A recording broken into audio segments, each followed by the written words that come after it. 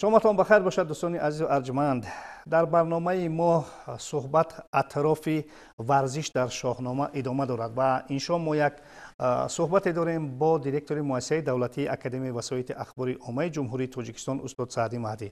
شما دوستان، ما در برنامه گذشته اطراف همین موضوع صحبت کرده بودیم، اما درباره بازی‌های در شاهنامه گفتیم که اصولا بازی‌های تنومندی اند به قول اکنون این بله جسمانی و تنومندی و همین خب این شام می‌خواستیم درباره دو ورزش صحبت کنیم، دو ورزش ذهنی، یکی شاهمات و دیگری نرد. و استاد مسلم است که در شاهنامه البته این ورزش ها خیلی ویژه ذکر شدند و یکی حاصل تولید دیگری هست. منظور من این که وقتی که شاهمات آمد و البته از جانب گذشتگان ما نرد هم حاصل شد و من میخواستم در این موضوع ها ما و شما صحبت کنیم که چگونه استاد فردوسی من همین دو ورزش را در شاهنامه به زوال خود ویژه ذکر کرده است. سلامت باشید. بسیار موضوع خوب. آنچه که ما گفتیم در برنامه گذشته چون شما قید کردید، اونها همه ورزش های تنومندی، تهمتنی، ورزش های جسمانی بودند. بله بله. از قبیل همون چوگان بازی و گوشتینگیری و کریکت گفته بودیم و بعد سیکه زنی و اسب دوانی و دیگر همه اونها در شاهنامه هستند خوشبختانه و شاهنامه یک اثری قهرمانی پهلوانی است. بله. و اثری قهرمانی پهلوانی به ورزش هیچ است. برای همین ورزش همیشه در مرکز شاهنامه قرار دارد. مرکز شاهنامه ورزش است. گفته بودیم گذشته که چگونه یک شمشیرزنی را ساعتها هفته خوب نکرده جنگ میکردن. آفرین به اون مردم که واقعا هم یک همین شاهنامه یک اثری مردانگی است. خب اکنون چون که ذکر کردید همین بازی هایی که یعنی ذهنی هستند، عقلانی هستند، در شاهنامه هم ذکر شدند. البته یک بزرگ میگوید در شاهنامه همه چیز است. در شاهنامه همه چیز است و برای این همه را آشکار کردن، کشف کردن یک اکادمی لازم است. هیچ وقت یک نفر تصور ناپذیر است که چنین با چنین بزرگی تمام پهلوهای هم ورزش هم ادبیات هم فرهنگ هم شعریت بلند هم با یک وزن بودن همین بزرگی فردوسی را نشان میدهد. خب همان گونه‌ای که ذکر کرده بازی های شاهمات و شطرنج. بله. این شطرنج نامی همون قدیمه‌اش است. بله. نام قدیمه‌اش از اشترینگه، یعنی همین خانه های همون شاهمات را ببینید 8 است. بله دو طرف 16 می شود. یعنی 16 به 16 می از بس که خانچه ها 8 رینگه، همون رینگ کیوزی هست همین از همین هست. یعنی 8 رینگه معنای اتیمولوژی همین شطرنج 8 رینگ است. از 8 رینگ عبارت است. خب و شاهمات، واژه شاهمات اصلی تاجیکی است. بله. از شاه و مات. بعضیا میگن مات معناش مردن، موت عربی است. نه، این ماتی تاجیکی است. ماتی که حیران میشود. بله. زیرا وقتی که شاهنامه را میخوانیم دو برادر بودن در هندوستان، یکی گو و دیگری تلهند. بعد مردن پدرشان اونها میخوان صاحب تخت شوند. با گو هم میخواد صاحب تخت شود، تلهند هم میخواد صاحب پادشاهی شود، تخت پادشاهی شود. و مادر اینجا هست و مادر میگوید که نباید برادران با هم دیگر جنگ کنند. برای با جنگ هیچ راضی شده نمیتوان. اما مردم کشور با دو گروه جمع میشن و چنین مصلحت میکنن. بزرگان خردمند هندوستان چنین مصلحت میدین که یک جا کنده میکنیم، یعنی کانال واژه کانال هم نزدیک به کنده است، تاجیکی در نزدیک است. یعنی کنده میکنیم و در کنده آب سر میدهیم چرکنجه و بگذار از اون طرف کنده یک طرف در درون همون کنده، یعنی که اگر اون کس بیرون نرود در درون همون کنده از این طرف لشکری گاو، از این طرف لشکری تلحن و دیگر جنگ کنن، مبارزه کنن، ولی موافق نصیحت مادر هیچ گاه برادر باید برادر را نکشد. از این رو در بازی شاهمات همون چیز پرینسیپ رویش دست. در شانه شاه رو زدن ممکن نیست، همه دانه ها رو زدن میشد ولی شاه رو زدن نمیشد، زیرا همون پرینسیپ همون شاهمات است. یعنی شاهمات این نقطه نظر یک بازی بسیار گومانیستی است و اکنون این دو برادر با هم دیگر جنگ میکنن و بزرگان هندوستان میگن که همین مسئله همینجا ختم شد، دیگر یکم کس دعوای تخت تاج نکرد تا که ملک را آباد کنیم، پادشاه یکتا باشد. همین گونه مصلحت میکنن و یکی از برادران که راهی ببیند بازی شاهمات رو که راهی گشت نمی‌یابد و همون کنده آب، در کنده آب از پیشش که لشکری برادرش میآید همون کنده آب دا میافتد. یعنی یک حالتی موت محبوط، یعنی حیران میشد که کجا رود، نه با اون مقصد که او را میکشند بلکه راه ندارد و برای همین در کنده افتیده نیست میشد. با نیکی تسلیم شدن به قول. بله. و همون مادر با تلحند خشم میگیرد و میگوید که برادرت را کشتی و دیگر با او گپ نمیزند. برای همین تلحند میگوید که بزرگا را که اکنون گیرید یک تخته سازید با مادر فهمونید که همین گونه شد ما برادرم را نکشتم و همین گونه پیاده ها را از پیش میشینند، از پشت روخ ببینید فیل اسب شاه خودش از بر شاه وزیر فرز وزیر است، همین گونه از دو طرفش پینده میشن دانه ها. ببینید که چی میگوید استاد فردوسی؟ کسی کم به دانش برد رنج بیش، بفرمای تا تخت شطرنج پیش. نهندو زی هر گونه رای آورند، که نغز بازی بجای آورند. بدانند هر مهره را بنام، که گویند پس خانه او کدام. پیاده بدانند و نیل و سپاه، روخ و اسب و رفتار و فرزین و شاه. گر این نغز بازی بجای آورند، در این کار پاکیزه رای آورند. چقدر تصویری خوب، تصویری عالی، زیبا تصویر کرده است. واقعا هم وقتی که همین گونه میچینند و با مادر میفهمونند تخته را پیش میارند، میگن که این لشکری گاو، این لشکری تلحند و همین گونه آمدن در حالتی بسیار موت ماند. ولی وی را نکشت از کسی، وی خودش در آبی کنده افتاد، حالتی ناعلاجی ماند و افتاد و همین گونه از دنیا گذشت. گفتم مادر را متقاعد میکنند. فلسفه زندگی، فلسفه دولتداری، فلسفه سیاست، فلسفه به اصطلاح دیپلماتیا، فلسفه خیرات، البته فلسفه چی کاری رو انجام دادن و نکو انجام دادن رو در همین تخته شاهمات دیدن ممکن است. در همین روند بازی شاهمات دیدن ممکن است. یک قسم سفید، یک قسم سیاه، همون گونه در نرد است. یعنی این شب و روز است، همون شب و روز است. و در مورد خیرات در شاهنامه ما باید یک جمله را گویم که باشد. همین درجه عالی تفکر انسان در روی زمین است. شاهمات از این دیگر چیزی مرکبتر که تکنیک ترقی کرده چی شد، لیکن شاهمات همون یگانه باقی ماند. از این چیزی مرکبتر نیست.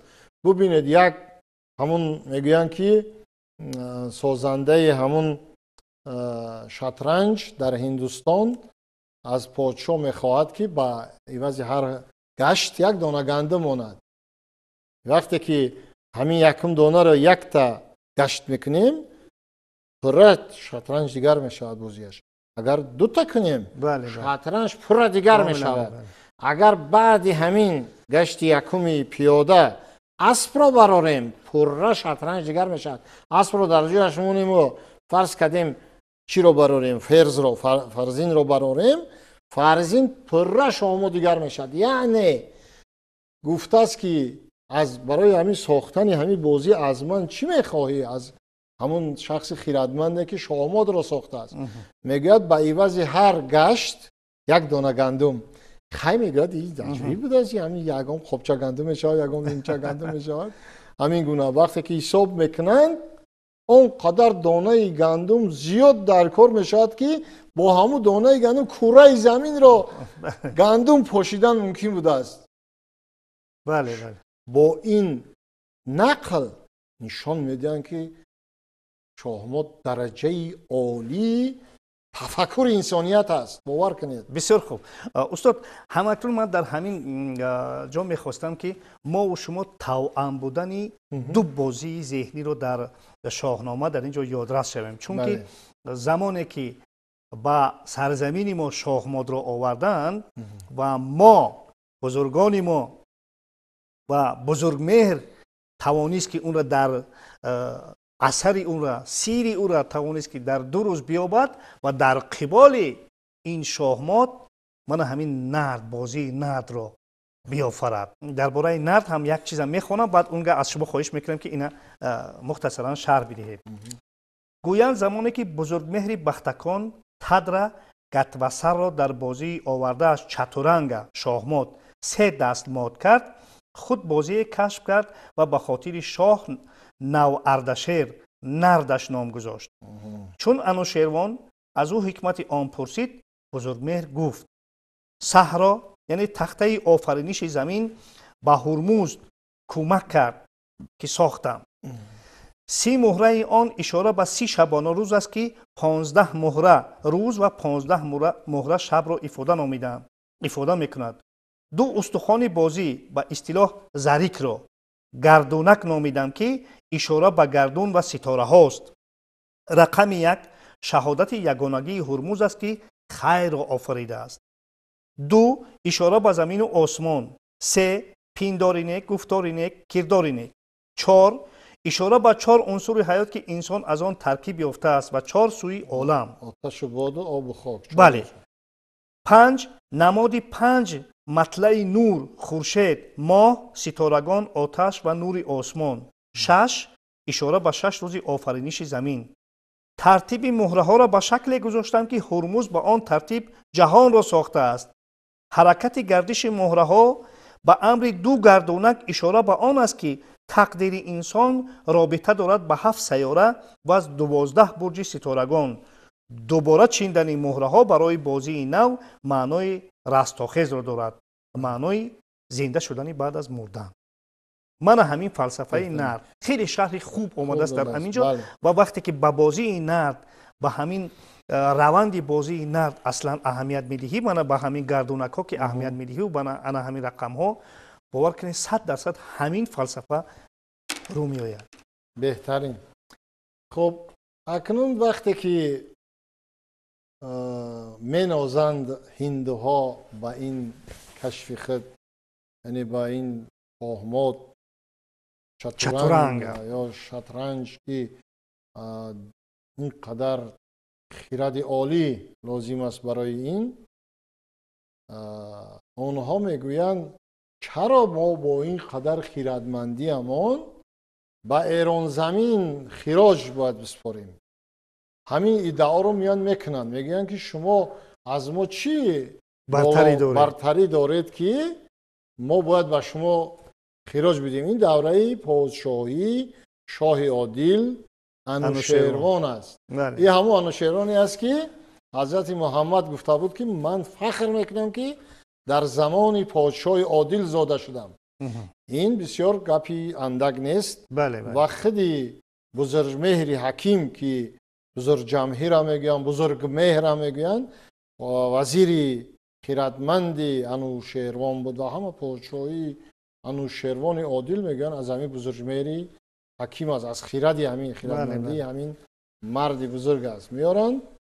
و واقعا هم انوشیروان که عادل بود گوش میدهد به حرف هندوها و میگوید که واقعا هم ما حاضر میبینیم که این چی بازی است و ایرا 2 روز مهلت میگیرن و بزرگمهر حکیم میرود سر به جیب تفکر فرو مینهد و بسیار البته افسانوی است این گپ، لیکن واقعیت هم دارد. و اینجا چون شما در ابتدا گفتید شاهنامه اینجا سیاست هم بازی است، هم سیاست دولتداری است و هم دیپلماتی هست، ملی است. اینجا افتخار دولتداری است، افتخار ملی است که ما افتخار از خیرد است. بله بله. و بزرگ جمعی در 2 روز می آموزد و می فهمد که این چی بازی است و همون سازنده همین آماد را همون هندیه که آورده بود همونه مات میکند. حتی 2 مراتب اینجا نوشته است که مات میکند. بله بله.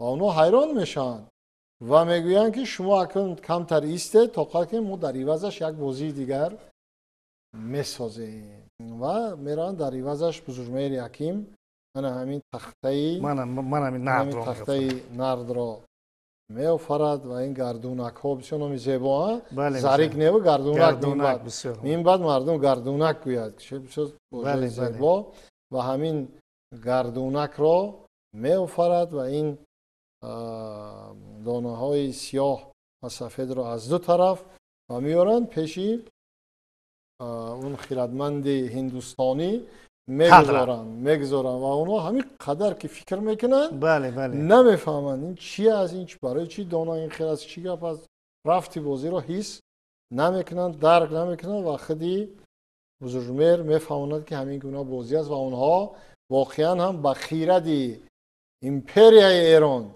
به خیرت ایرانیان بزرگ، به خیرت بزرگ جمهوری حکیم پند میدهند، دست بالا میکنن و میگن که واقعا هم داشته است ایران و حق داشته است که خراج بگیرد از با یک روایت استاد چون سرفهمی کار نمیروند نرد را با خود میبرند. در هندوستان 40 شبانه روز همه اندیشه میکنن سرفهمی آن نمیروند، اون گه مراجعت میکنن دیگر باره به بزرگمهر، بعد بزرگمهر با آنها روند این بازی رو میفهموند و فلسفه این بازی رو میفهموند. بله، در مورد همین نام بازی در یک جا دیدم که همین بازی وین اردشیر یعنی بینیش اردشیر، بین نردشیر همون قسمتی بینیش نرد باقی مونده است و امروز در بین مردم نردی میگویند، یعنی یک پسوند جمعساز روسی میگذارند. همون نرد گفتن هم خوبتر است و بینیش اردشیر معنی اتیمولوژی همین بازی است و فلسفه چنانی که شما خونده دیدید فلسفه همین است که یعنی سیاه و سفید شب و روز رو میفهموند، یعنی 15 از این طرف 15 تا از این طرف بله 1 ماه میشد، یعنی یک خیلی دانه ها خودگر 1 ماه که حیات انسان 1 ماه است و رقم 1 همون گونه گفتید این یگانگی هرمزد است. رقم 2 شب و روز یا که زمین و آسمان است میگن. رقم 3 کردار نیک، گفتار نیک، رفتار نیک این است، یعنی 3 چیز است. رقم 4 عنصر آتش و باد و آب و خاک و 4 سوی عالم شمال جنوب شرق غرب و 5 همون 5 ستاره که نور میپوشد، همون 5 ستاره نماد نور است و 6 رقم آخرین است. 7 نداره در دیگه. نه 7 فلسفه دیگر است. بله در گردونک‌ها تنها 6 است. بله فقط 6 است و همین رقم 6 یعنی افاده در تمام کتاب‌های آسمانی است. هم در انجیل است، هم در تورات است، هم در قرآن است. خداوند دنیا را در 6 روز آفرید میگن و این 6 بسیار رقمی مقدس است در تمام ادیان و فکر میکنم که انا همین دانه های گردونک که از 6 طرف عبارت است و همین 6 طرف از 6 رقم عبارتند که فلسفه بزرگی حیاتی دارند. بسیار خوب استاد، من میخواستم با 2 جمله ما و شما جنبست کنیم صحبت این شامینه خود را. یعنی هر 2 بازی هایی که ما از نیاگان خود به میراث گرفتیم چگونه که شما گفتید خیرد والا داشتن گذشتگان ما رو در اینجا ثابت می‌سازد است. چون که هر دوی این بازی ها عبارت از خیرد بزرگ و بسیار فلسفه بلند است. درست گفتید. اینها با دیگر سخت توأمند. بله، من میگم اگر شاهمود بازی بسیار مشکل پسند باشد، اگر شاهمود گشت های زیاد دارد، بسیار ذکاوت لازم است، عقل زیرکی لازم است، فراست در شاهنامه لازم است. در مقابل این نرد بازی مشکل نیست. بازی هست که بعد شاهمود این را بازی کنی استراحت میکند، معینه استراحت میکند، ذهن استراحت میکند. باور کنید همین دو بازی باید دیگر واقعا هم توأمند، باید دیگر سخت علاقمندند و هر دو هم همین خیرد والا، خیرد انسانی و همین از اجتماع، از جامعه که انسانیت به سر میبرد و در آن زندگی میکند و همین زندگی انسانیت است در همین دو بازی. بسیار خوب، بسیار خوب. سپاس از شما استاد برای شرکتتان و فکر میکنم که صحبت ما اطراف بازی ها در شاهنامه ادامه خواهد کرد و چرا؟ چون که ببینید که حاضر عین زمان در میان اهالی تاجیکستان با ابتکارات سرور دولت قسمت شدن شاهنامه هم از فلسفه های بزرگی سرور دولت ما هست که چون که ما و شما باید از این خیرد، از این فلسفه البته آگاه باشیم. زنده باشد. واقعا هم تشبوس خیرد پرورانه، فرهنگ دوستانه پیشوای ملت محترم امام علی رحمان که به هر یک خاندان شاهنامه تقدیم می شود، این باور کنید بی‌نظیر است، نادر است. این تشبوس در دنیا فکر میکنم یگانه است و واقعا هم نسل امروزه جوانان، کلانسالان که به خاندان آنها شاهنامه در 2 جلد، شاهنامه کامل در 2 جلد میرسد و این مردم همیشه شاهنامه میخواد. با وجود تکنیک، ترقیات، تلفن برآمد، کامپیوتر، این قدر پلانشت دیگه چه برآمده است، ما باوری داریم که مردم همون اقدام کلاسیکانه یعنی خوانش شاهنامه را ادامه میدهد و این تشبوس پرزیدنت محترم ما محض به همین خاطر است که تکنیک و ترقیات زیاد شده است، اما ما نباید از شاهنامه کنده شویم. بله، چون که شاهنامه در روزگار و زندگی ما جایگاهی مخصوص دارد. ذهن ملتی که شاهنامه دارد. ذهن ملتی که شاهنامه دارد. دوستان عزیز ارجمند، در صحبت ما استاد سعدی مهدی، دیرکتور مؤسسه دولتی اکادمی وسایط اخباری عامه جمهوری تاجیکستان شرکت داشتند که از نام همه شما با اون کس برای یک صحبت خوب و خوششان اظهار سپاس میگوییم. در همین جا برنامه ما به انجام میرسد.